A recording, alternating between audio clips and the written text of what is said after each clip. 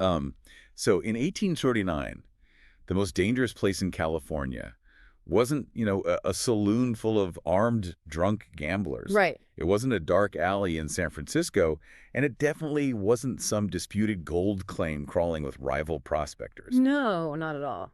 If you really want to find the absolute epicenter of danger during the gold rush, you actually have to look for an isolated, quiet cabin in the woods. You have to look for a family. Which, I mean, it completely inverts everything we assume about the frontier, doesn't it? Yeah, it really does. We're always taught that the wilderness was dangerous because of, like, the elements or wild animals, and that civilization, even that really rough frontier kind of civilization, was where you went to find safety. Exactly. But in this specific era, for a very specific demographic, isolation was basically a death sentence. And the civilization of the Boomtowns was the exact mechanism funding that death sentence. Okay, let's unpack this, because today's deep dive is all about deconstructing a mythology that, honestly, most of us have just accepted without question. Yeah, we really have. We're drawing from some incredibly rigorous, deeply disturbing research highlighted in a recent video by the YouTube channel The Wicked Historian. It's titled, "The Brutal Reality of Gold Rush Outlaw Towns, What History Doesn't Tell You." It's a fantastic, really heavy watch. It is. And our mission today, for you, the listener, is to look past that textbook imagery, the rugged 49ers and the covered wagons. We're going to examine a hidden, highly organized economy of predation. Right. An economy that specifically targeted vulnerable families, commodified them, and then deliberately erased their suffering from the historical record. And we really need to establish the analytical framework for this right from the start. We aren't just looking at random historical crime today. No, we're not. We aren't looking at a few rogue bandits robbing stagecoaches. We are analyzing a systemic vertical ecosystem of exploitation. Yeah. It was an economy functioning exactly as it was designed to function. It exploited a landscape where the absolute absence of institutional law wasn't a bug. It was a feature that maximized profit. It's just wild to think about it that way. But to understand how a system like that actually operates, we can't just look at macroeconomic trends. No, you have to look at the people. Exactly. We need to ground this in the reality of the people who walked right into the trap. So let's begin with the Whitfield family. Yeah, the Whitfields provide just the perfect, albeit tragic, blueprint of this so-called opportunity myth violently colliding with the actual economic reality of the gold rush. So in the spring of 1849, Thomas Whitfield is running a dry goods store back in Independence, Missouri. Right. A pretty stable life. Very stable. Oh. And he's reading these wildly optimistic newspaper accounts making their way back east about Sutter's Mill. And Thomas, he calculates his odds. As any business owner would. Right. But he makes a fatal flaw in his calculation. He applies the economic logic of a settled, structured society in Missouri to a completely unregulated, hyperinflated extraction zone out in California. Because he basically bought into a marketing campaign. That's exactly what it was. I mean, the Eastern newspapers, many of which were essentially printing promotional material to encourage Western expansion, they promised that wealth was just lying on the ground. Just waiting to be picked up. Right. And they conveniently omitted the logistical reality of what actually happens when hundreds of thousands of people rush into an area with zero agricultural or manufacturing infrastructure to support them. So, based on this marketing, Thomas sells his store. He buys a wagon, mules, basic provisions, and loads up his wife, Margaret, and his two daughters. Sarah, who is 15, and Anne, who is 12. A huge risk. Massive. They endure this massive, grueling overland journey. But the reality upon arrival just shatters any illusion of a grand adventure. Completely shatters it. By the time we catch up with them in the sources, they've been living near the American River for about 4 months. And I want to be really clear about what living actually means here. Yeah, we have to define that. They are in a cabin, but it's really just a frame of rough-cut pine logs. Because they didn't have milled lumber. So they just stretched canvas across the massive gaps between the logs. Oh, wow, just canvas. Yeah, the roof leaks incessantly. The floor is just packed dirt that turns into a freezing mud pit when it rains. It was the absolute maximum Thomas could construct with the depleted resources they arrived with. Because the gold he anticipated finding, Yeah. it just didn't exist for him. No. I mean, Thomas is panning 12 hours a day.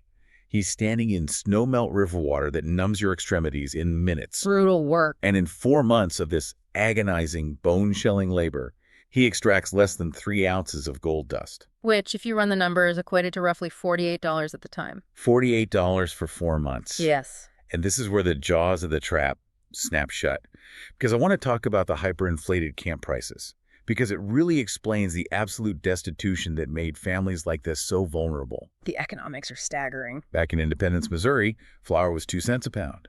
At the Whitfield camp, it's $1 a pound. 50 times the price. Salt pork is $4 a pound. And the video points out that a single egg, literally one egg, cost more than what an Eastern laborer earned in an entire week. Right, because the supply chain monopolies moving goods from San Francisco up into those river canyons, they artificially constrain supply just to maximize the price. Just squeezing every penny. Exactly. When your capital is $48 for 4 months of labor and a pound of salt pork is $4, you are mathematically starving. There's no way around it. The savings that funded their journey were gone. Their store in Missouri belonged to someone else. They were entirely stripped of agency. It's really like a rigged casino. Oh, that's a good way to put it. You walk in, the house controls the cost of the chips, the drinks, the food. You play the game, you lose your savings, and then you're just stranded in the parking lot. Right, the game is over. You have no money for a bus ticket home. You are physically marooned in a hostile environment. And that absolute destitution is exactly what predators look for.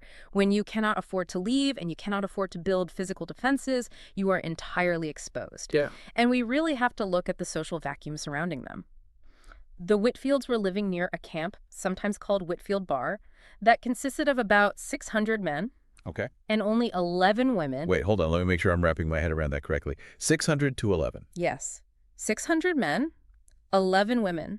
And of those 11, only 2 were the wives of miners. Oh, wow. The other 9 were working in the camp's 3 saloon tents. There was no church, there was no school, no doctor, no sheriff, and absolutely no courthouse. Okay, I understand the law was absent, but what about just, basic human decency? Right. You have 600 armed men right there. Even if they are strangers, surely human nature dictates that someone steps up to protect a starving family living on the edge of their camp. Why didn't anyone intervene? Because that assumes the camp was a community. It wasn't. Not at all. Mining camps in 1849 were temporary resource extraction points. Yeah. The men who gathered there did not come to build a society. He just came to get rich. They came to pull wealth out of the ground and leave. They were competitors in a zero-sum game. I see. If you stick your neck out to protect a stranger from a gang and you get shot, none of those other 599 men are going to pay for your burial. Yeah. They aren't going to send your gold back to your family. You are completely alone in a crowd. Which means the Whitfields, despite being near 600 men, were utterly defenseless. And that brings us to the landscape itself. Yeah. Because it wasn't just a lack of police or community infrastructure. The physical and demographic environment of the Sierra Nevada was practically engineered in a lab to favor outlaws. Oh, absolutely. Let's look at the demographics first, because the influx is historically unprecedented. Between 1848 and 1855, an estimated 300,000 people migrated to California. 300,000. Right. And before the strike at Sutter's Mill, the non-indigenous population of that territory was less than 15,000. That is just a massive explosion in population. Mm. And this wasn't a normal cross-section of American society, right? You didn't have whole towns picking up and moving together. No, not at all. It was the most gender-imbalanced population center in U.S. history. Wow. In some regions, the ratio reached 30 men to every 1 woman. Ah. And it was largely comprised of young, single, highly transient men. Right. These were individuals who had frequently walked away from debts, abandoned families, or even fled legal trouble back east. They were running from something. Often, yes. Oh. They arrived in a territory with no background checks, no identification requirements, and no way to verify who they were. The anonymity is staggering. I mean, a man could commit a murder on a Monday near the Yuba River, pack up his mule, walk 30 miles through the mountains, and by Wednesday... He's a completely new man. Yeah, he's panning for gold near the Feather River. He can invent a new name. He has a clean slate. And that anonymity was weaponized by the geography. The gold deposits were distributed along the incredibly steep, broken, heavily forested canyons of the Sierra Nevada. It's very rugged terrain. It wasn't the open plains. If you looked at a map, your nearest neighbor might be 2 miles away in a straight line.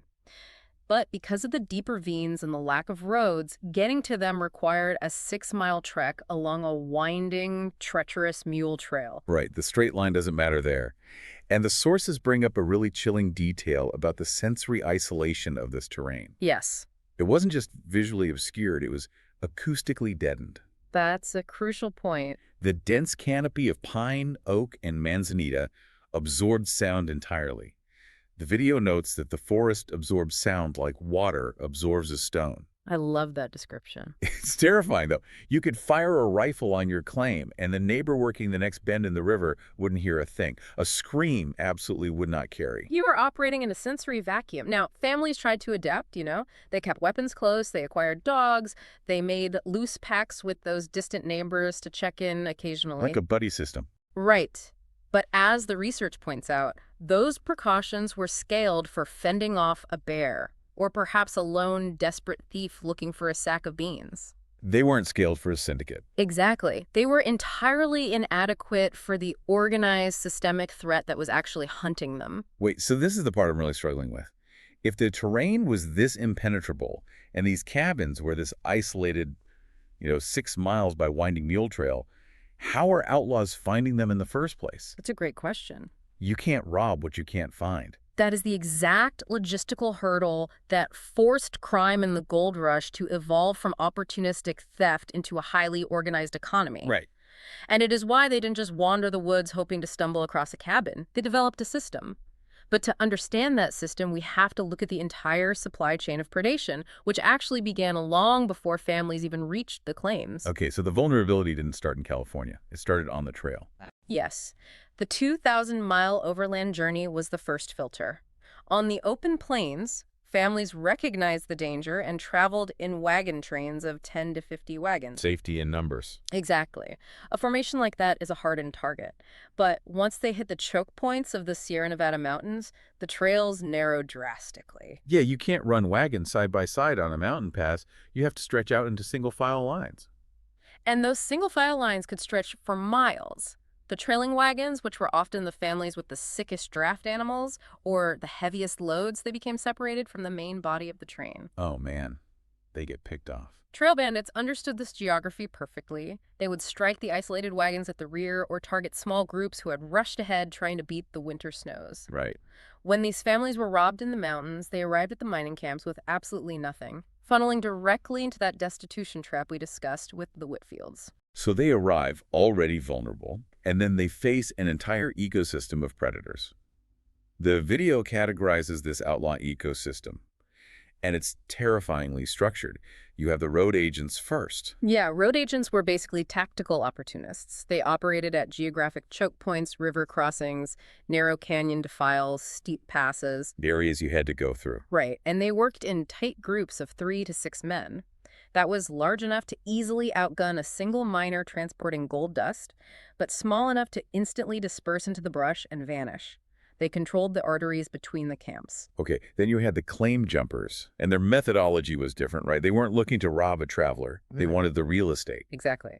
Claim jumpers utilized brute force and numbers to bypass the labor of prospecting entirely. Just take the work someone else did. If a family or a small group of miners managed to find a productive stretch of river, the jumpers simply arrived heavily armed. There was no negotiation. They just tell you to leave. If you have a family with 1 rifle and 5 men with revolvers walk onto your claim and tell you to leave, you leave. You have no courthouse to file an injunction. You abandon your work and walk away. But the most sophisticated and by far the most dangerous layer of this ecosystem were the gang networks. These weren't just guys with guns. They were syndicates. Right. And what's fascinating here is the level of corporate logistics they applied to crime. Corporate logistics. Yes. These networks operated across vast territories, crossing multiple camps and river systems. And to answer your earlier question about how they found these isolated cabins, they didn't wander. They gathered intelligence. They did research? They conducted actual market research. Which is crazy. I mean, where do you conduct market research in 1849? In the saloons. The Boomtowns and the larger camp saloons were the hubs of information. Gang members, entirely anonymous in this transient population, would sit at the bar, buy a round of whiskey, and simply listen. Wow. Or they would strike up casual conversations with miners who had come into town for supplies. It's terrifying when you think about it. A miner thinks he's just complaining about his neighbor to a friendly stranger. Like, oh yeah, that guy Whitfield up the river. He's got a nice setup, brought his whole family from Missouri. Exactly. The gang members are building a ledger of intelligence. They are learning which claims have recently struck gold. They are learning which families arrived with Eastern savings. Right. They learn the layouts of the cabins, whether the father is well armed, and most critically for their specific economic model, they learn which isolated cabins contain daughters. So the information flowing through a place like Hangtown wasn't gossip. It was a ruthless supply chain management system identifying raw materials. A perfect analogy. And in this context, human beings were the raw materials to be extracted. The intelligence gathered in the saloon dictated the operational targets for the week. Once a family was selected, the network moved into the tactical phase. Okay, so let's break down the anatomy of an attack, because this destroys any lingering myth of the romantic, spur-of-the-moment outlaw. How did the blueprint of a raid actually execute on an isolated claim? It was characterized by extreme patience and asymmetrical force. Okay. The gang would deploy men to scout the targeted claim from the ridgelines, often for days. They mapped the entire routine of the family. So they know everything. At what hour does the father go down to the river? How long does he stay? Does he carry his rifle to the water, or does he leave it propped against the cabin door? Where did the children play? They're completely eliminating variables. They aren't leaving anything to chance. None. The execution was timed for maximum vulnerability. They struck when the father was either physically separated from the cabin or when they had positioned themselves to neutralize him instantly. The father is the primary target. Always. The father was always the primary objective in the opening seconds of the raid. Well, it's the brutal math of frontier violence, isn't it? One man with a single-shot percussion rifle cannot defend against 3 men armed with 6-shot revolvers. Especially if they have the element of surprise. The father was typically killed, beaten into unconsciousness, or severely bound. Right. Once the primary threat was neutralized, the cabin was systematically dismantled. They knew the architecture of miners' cabins. They knew exactly where gold dust was hidden beneath floor dirt or behind loose logs. But they weren't just there for the gold. No, they weren't. And this is where we have to talk about how history recorded what happened next, or, more accurately, how history actively disguised it. This is a really important point. When you read 19th century frontier accounts, you don't see graphic descriptions of what happened to the women in these cabins. You see very specific coded terminology. Yes, we refer to these as linguistic locked doors. Locked doors. Victorian morality dictated the boundaries of published writing. Newspaper editors and diary writers simply could not or would not print explicit details of sexual violence. It just wasn't done. But they had a journalistic or personal need to convey that a profound violation had occurred. So they relied on words like depredations, outrages, or offenses against the persons. So when a newspaper writes offenses against the persons, what is the editor actively doing? They are fulfilling a moral obligation to their Victorian readership while simultaneously participating in the erasure of a felony. Wow. They are sanitizing the historical record in real time. But the crucial context is that the frontier population reading those papers knew exactly what those words meant. The code was universally understood. And those same coded accounts reveal a horrifying, calculated distinction in how the attackers treated the women they encountered. There was a clear differentiation between the fate of wives and the fate of daughters. It was entirely driven by commercial logic. Right. Wives were brutalized, outraged, in the parlance of the time, and left behind on the destroyed claim. This served as a psychological mechanism. Like terrorism. Exactly. Leaving a shattered family alive sent a terrifying message to the surrounding region about who truly held power, ensuring future compliance and fear.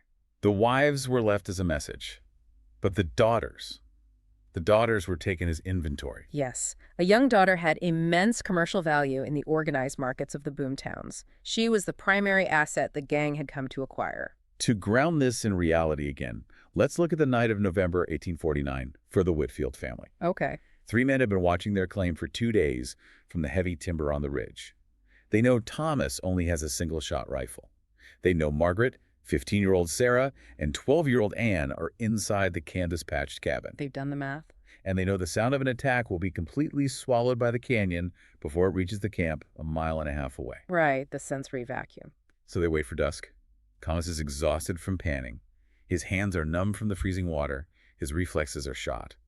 Crucially, his rifle is inside the cabin. As he approaches his door, he realizes there are strangers' horses tied up. Worst nightmare. He attempts to run, but a man steps out of the cabin with a revolver aimed at his chest. And they don't kill him. Which seems contradictory to what we just discussed about eliminating the father. Why leave him alive? Because a gunshot echoing, even faintly, or a dead body found the next day forces a response. Right. A dead man demands a posse. A severely beaten man with a shattered arm, however, is physically incapable of pursuit and will be completely consumed with keeping his surviving family alive. That is so calculated. So they break Thomas's arm and leave him incapacitated in the dirt. Yes. When Thomas finally manages to crawl inside his own home, he finds his wife Margaret alive, but the historical account uses that exact locked door word. There's that word. 12-year-old Anne is severely injured, and 15-year-old Sarah is gone. She was forced onto the back of a stranger's horse and taken into the dark of the mountains. The syndicate had acquired their asset. So what happens to Sarah now? What happened to the hundreds of daughters pulled out of these isolated ravines? Because they didn't just vanish into the ether, they were funneled into an incredibly sophisticated commercial pipeline. Right, and this is where the gang network transitions from violent acquisition into specialized logistics. Okay. The men who conducted the raid, the muscle, they rarely transported the captives all the way to the Boomtowns. That was too risky. Too much exposure. Instead, they handed the victims off to logistics specialists at intermediate way stations hidden along the less traveled trail. It's a division of labor. It compartmentalizes the crime. Exactly. The transport was meticulously managed. They traveled almost exclusively at night to avoid the main arteries of migration, where a young woman moving under obvious duress would draw lethal attention. Yeah, somebody would notice that on a main road. Right, and to ensure compliance during this transport, they utilized chemical control. Laudanum. Yes. Laudanum is a tincture of opium mixed with alcohol. It was freely available over the counter at every trading post and general store for pain relief. The transporters would heavily drug the girls. A sedated captive cannot scream, cannot fight back, and can be draped over a horse for miles without resistance. And physiologically, I mean, this is the 1840s, there is no medical detox, there is no understanding of addiction recovery. None at all. By dosing them continuously during the transport, the captors were intentionally initiating a severe chemical dependency. Just locking them in chemically. Exactly. By the time the girl reached her destination, she was often physically incapable of surviving withdrawal without excruciating agony, which further bound her to her captors. And what was that destination? Because I think the natural assumption is that they were taken to some hidden subterranean dungeon in a lawless camp somewhere. Yeah, you'd think so. But that's not true at all, is it? No, not even close. They were delivered directly into the economic centers of California: Sacramento, Stockton, Marysville, San Francisco. The big cities. And they weren't hidden in back alleys either. The establishments receiving these kidnapped girls were the largest, brightest, most opulently decorated buildings on the main streets. They were the civic hubs of the Boomtowns. The video states that by 1850, San Francisco had more of these specific establishments than it had churches, schools, and hospitals combined. Because the market demand was an absolute leviathan. You have a population of 300,000 transient men, flush with gold dust, living in a society with an extreme gender imbalance. It's a 30-to-1 ratio. Right. Voluntary migration of women working in the sex trade, which did exist, of course, could not even begin to satisfy that demographic mathematics. The numbers just don't work. When demand vastly outstrips voluntary supply and there is no regulatory framework to stop it, coercion scales up to fill the void. So a girl like Sarah arrives at a massive, brightly lit establishment in Sacramento. How do they keep her there? Because we aren't necessarily talking about iron shackles bolted to the wall.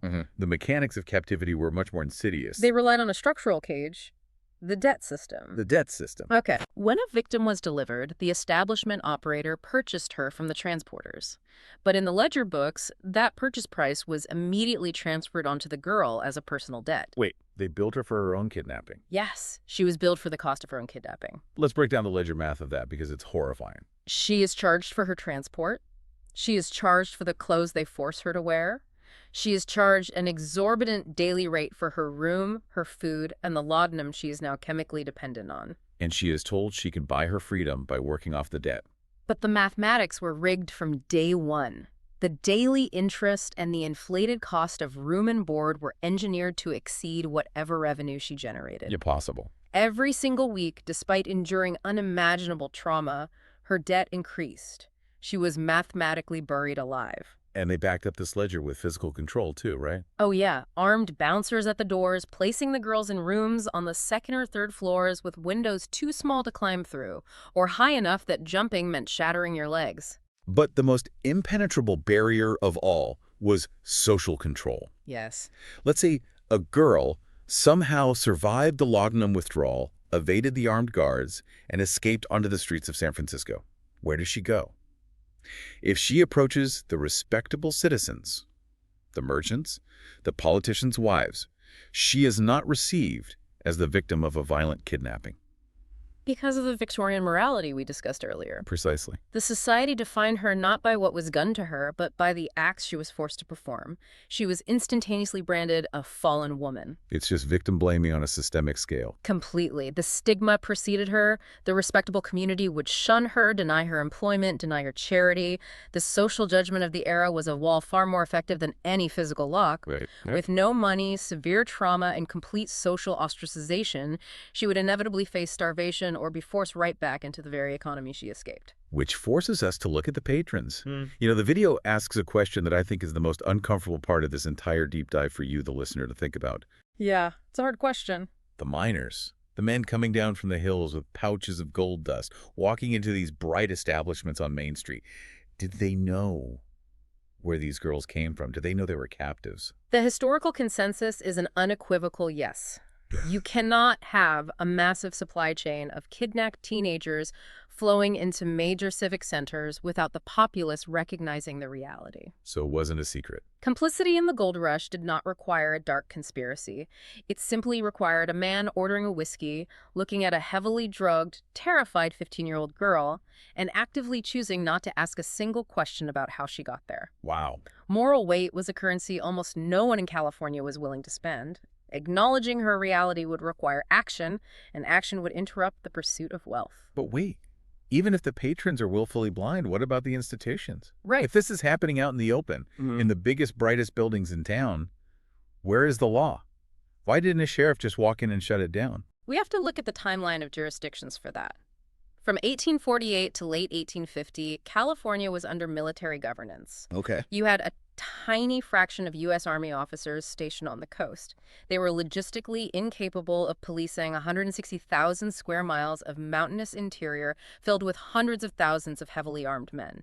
It was a true legal vacuum. But California becomes a state in 1850. Yes, but statehood is just paper at first. Right. The courts were centralized in San Francisco and Sacramento. It took years for any kind of functional judicial infrastructure to reach the foothill mining camps.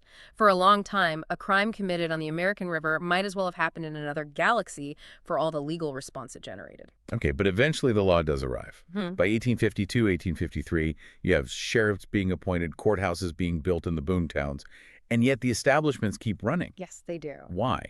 If the sheriff's office is literally across the street. Because of systemic economic complicity. Yeah. If we connect this to the bigger picture, you have to follow the money. How does a newly formed municipality fund itself? Through taxes and licensing fees. And which businesses were generating the most revenue? The saloons, the gambling halls, and the brothels that were holding these coerced women? It's like a company town. Imagine a town where the local factory is dumping lethal toxins into the groundwater. Everyone knows the water is poison. Yeah, right. But the factory owns the mayor, it funds the police department, and it pays the wages of everyone buying groceries. No one is going to arrest the CEO because the entire town's survival depends on that poisoned water.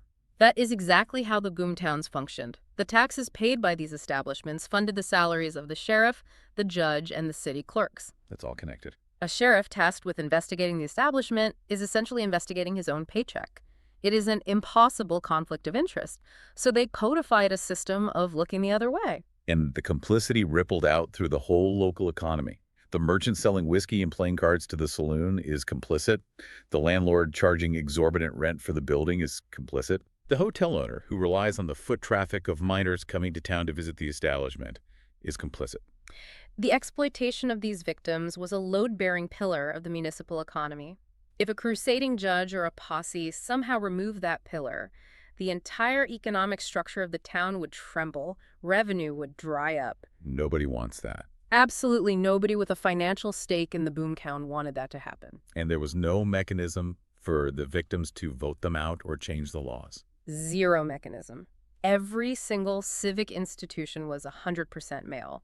The miners' courts, the town councils, the juries, the vigilance committees, The women who were trapped and the families who were destroyed had no voice, no vote, and no representation. The system was maintained by the very people who profited from it. Now, I know there were instances of resistance. The sources mentioned Thomas Whitfield trying to fight back. He manages to get 11 men to ride out and look for Sarah. Why did efforts like that fail? Because of the asymmetry of logistics. For a search party to successfully intercept a gang supply chain, they had to move within hours. But consider Thomas's reality. Yep. He is severely beaten, he has a broken arm, he has to secure the safety of his wounded wife and remaining daughter, he has to physically walk or crawl to the nearest camp, he has to convince men to leave their claims, arm them, and try to pick up a trail in a dense forest. By the time they ride out, days have passed. The terrain overwhelmingly favored the pursued over the pursuers. The gang was already 3 way stations deep into the mountains. What about the famous vigilance committees? This is a huge part of Gold Rush lore. The citizens rising up, taking the law into their own hands to clean up the towns. Why didn't they dismantle this? The vigilance committees, like the massive one in San Francisco in 1851, were highly effective at punishing individual disorganized crime. Yeah. If a man stole a horse or murdered someone in a street brawl, the committee would hang him. But they were entirely unequipped to dismantle a distributed, highly organized supply chain. Because it's a network, not an individual. Yeah. Precisely.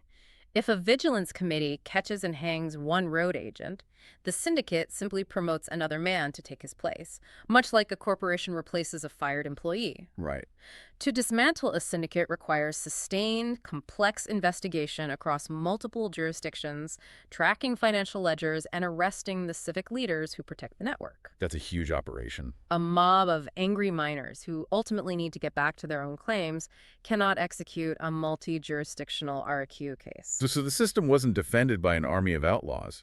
It was defended by the sheer inertia of the economy. The slow, immovable weight of an economy that had human exploitation built directly into its bedrock. Which brings us to the darkest, most profound consequence of this economic inertia. The fate of the youngest victims, the children, and how they were deliberately erased from American history. The commercial logic of the boomtowns placed a terrifying premium value on youth. Oh, this is tough. Girls who were 13, 14, 15 years old, like Sarah Whitfield, were sent directly into the adult establishments. Their youth did not afford them protection. It actively increased their market value. That is awful. The operators knew they could charge more, and the market ruthlessly dictated their treatment. Age of consent laws or child protection infrastructure did not exist in this reality. And the research indicates it went even younger than that. Children who were 8 or 9 years old. Yes. The fate of the youngest children was entirely dependent on the whim of the captors. Some were kept by the very men who murdered their fathers, utilized as slave labor. Just working for the people who destroyed their family. There are accounts of children forced to work the freezing sluice boxes, panning for gold to enrich the gang. Others were treated as casual commodities, sold or traded for a pouch of gold dust in informal transactions between strangers, in camps where nobody wanted the moral responsibility of asking who the child belonged to. It is genuinely sickening to conceptualize. So what happens when the gold rush ends? Because the surface gold runs out by the mid-1850s. The lone prospector with a pan is replaced by massive corporate hydraulic mining operations. The demographic landscape shifts completely. The transient, single men move on to the next strikes in Nevada or Colorado. The boomtowns either shrink into quiet agricultural hubs or are abandoned entirely, becoming ghost towns. Right. Corporate infrastructure physically paves over the old camps. And the law finally takes permanent root. The full apparatus of the state district attorneys, coroners, organized police forces, appellate courts finally solidifies. But it arrives far too late. Because by the time the courts are built, the girls are gone. They were buried in unmarked graves behind the saloons, having succumbed to disease, violence, or laudanum overdoses. Or they were scattered, living under assumed names, carrying the physical and psychological scars of an era that the new state of California was desperate to forget. Yeah. The entire outlaw economy had been designed to operate in the shadows and to leave no paper trail. And that lack of a paper trail is exactly why this isn't in our textbooks. This is the crux of historical erasure. We rely on institutional records to write history. We look for court transcripts, coroner's reports, arrest warrants. The official documents. But during the peak years of the gold rush, that bureaucratic infrastructure did not exist. Therefore, the staggering human suffering was never transformed into what academics consider historical evidence. If a crime isn't recorded by the state, historiographically speaking, it is treated as if it didn't happen. So how do we even know about it today? We only know through scattered, heartbreaking fragments that historians have painstakingly pieced together. A primary source, like a miner's diary, or a man briefly notes that the cabin 2 miles down the canyon was burned, the father killed, and the daughter simply goning to the country. Well, neither can. Or the coded letters, women writing back to their sisters in Ohio, trying to convey the dread of what was happening to young girls without violating the linguistic taboos of the Postal Service. Right, using those locked door words. Exactly. And occasionally, a tiny crack in the newspaper coverage. A 4-inch column in a Sonora newspaper in 1852, mentioning a 17-year-old girl carried off into the mountains, printed right next to a full-page detailed report on the fluctuating price of flour. Just a footnote. And decades later, we get the memoirs. Men who were in their 20s during the rush, who grew old, and found that the guilt of what they had witnessed and what they had stayed silent about finally outweighed their desire to protect the myth of their youth. It makes me think about Sarah Whitfield. Her father brought her west with the promise that California would change their lives. Yeah. And it did. The journey took her into the mountains, and the mountains kept her. It's a heavy thought. It really is. And yet, when you look at how the gold rush is commemorated today, we have state parks, we have festivals, we have monuments to the pioneer spirit. The gold pan, the heavy boots, the covered wagon, they are symbols celebrating what Americans built. But they demand a deliberate ignorance of what Americans destroyed in the process. They ignore the families who trusted that the social contract of the East would follow them west, and who were consumed when it didn't. We've covered a harrowing amount of ground today. We've deconstructed how an extreme geography, an unprecedented demographic flood of transient men, and a hyperinflated, completely unregulated capitalist environment created a perfect storm. A perfect storm of exploitation. We've examined the mechanisms, the laudanum, the debt ledgers, the complicit taxation that allowed a highly organized outlaw economy to commodify the most vulnerable people and then actively erase them from the triumphant, diorama-like narrative of the American West. And as we wrap up this deep dive, I want to leave you, the listener, with a final thought to mull over. Please do. If the historical record of the California gold rush was so easily sanitized, simply because the bureaucratic infrastructure of courts and coroners wasn't there to process the crimes as they happened, what does that say about how history is written everywhere else? That's a great point. We tend to assume that history is an objective, passive record of what happened. But perhaps history is an active process. Perhaps it is just a record of what the dominant economy chose to write down. Right. It raises a vital question for us today. Are there other heroic origin stories in our modern world? Stories of industry or expansion that we celebrate simply because the victims of those stories didn't have the institutional power to leave a paper trail? That is a profound paradigm-shifting question. It completely changes how you look at the monuments in your city plaza or the history textbooks sitting on a desk. You have to look past the mythology. Because Sarah Whitfield and thousands of undocumented daughters like her deserve to be recognized in the true story of how this country was formed. Thank you for joining us on this deep dive. Keep questioning the narrative, and we'll see you next time.